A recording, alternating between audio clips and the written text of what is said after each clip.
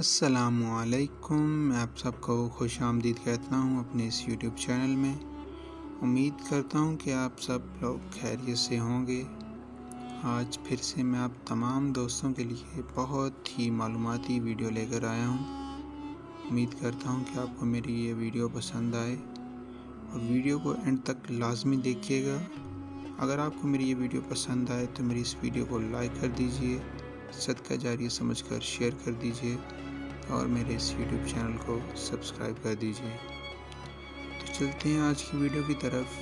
میری آج کی ویڈیو کا ٹاپک ہے استخارہ۔ استخارہ کیا ہے؟ بسم اللہ الرحمن الرحیم۔ حدیث شریف میں ہے کہ اللہ سے استخارہ کرنا اولاد آدم کی خوش بختی ہے اور اللہ سے استخارہ نہ کرنا اس کی بدبختی ہے۔ ایک اور روایت میں یہ بھی آیا ہے کہ نقصان نہیں اٹھاتا وہ شخص جو استخارہ کرتا ہے اور پشیمان نہیں ہوتا۔ جو کوئی مشورہ کر لیتا ہے وہ بعض احادیث سے یہ بھی ثابت ہے کہ ابن آدم کی سعادت مندی مرضی الہی پر راضی ہونا ہے۔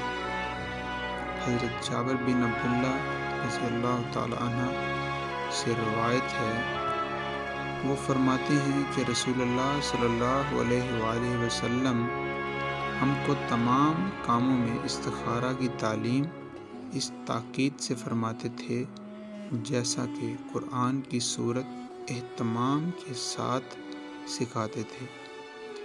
فرماتے کہ جب کسی کو کسی کام میں فکر ہو تو وہ 2 رکعتیں پڑھے اور اس کے بعد یوں کہے۔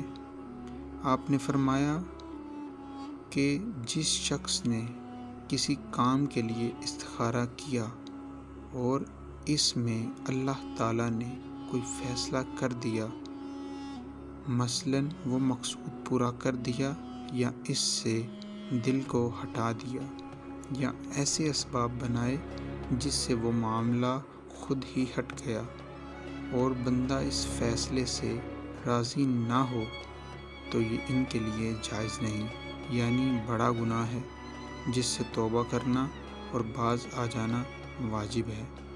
استخارہ ایک ایسی چیز ہے جو کہ انسان کو بہت مدد دیتی ہے اس کی زندگی کے تمام فیصلوں کے اندر۔ میں آپ کو استخارہ کے متعلق مکمل معلومات فراہم کروں گا۔